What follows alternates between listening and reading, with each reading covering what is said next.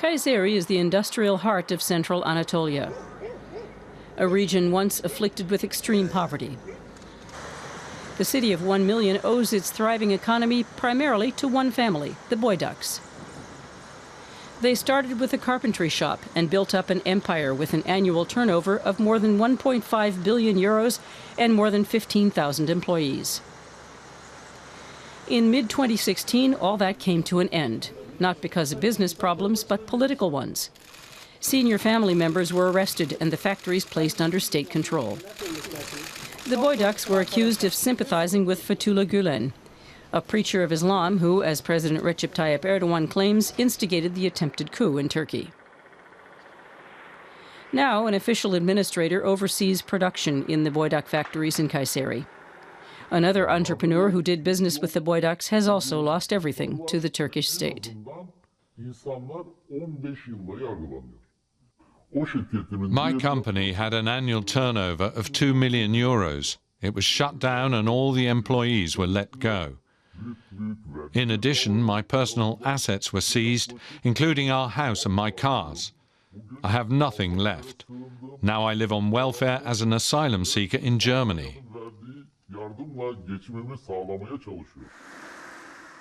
He doesn't want to be recognized because his family is still in Turkey. They aren't allowed to leave the country. In May 2016, the police searched his offices. He's accused of supporting a terrorist organization. To date, over 500 business owners in Turkey have been expropriated, more than 45 in Kayseri alone. There is no parallel in the history of modern Turkey. Not even the local Chamber of Commerce would respond to our request for an interview. The workers and neighbors of the Boydak factories won't talk to the cameras either. Many seem afraid they'll be next to be targeted by the state. We have nothing to do with them. Goodbye. Only the newsstand operator is prepared to speak, but with caution.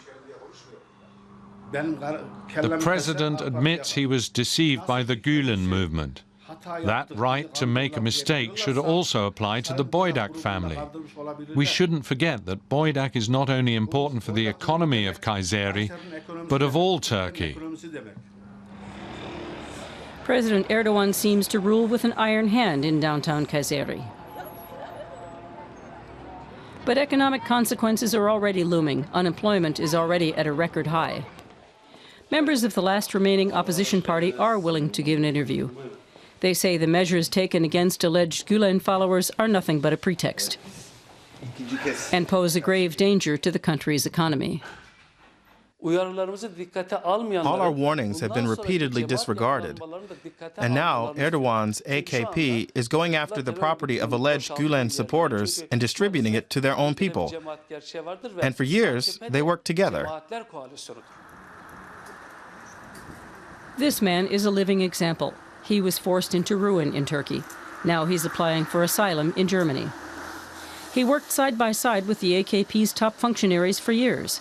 Nobody cared about his sympathies with Fethullah Gülen.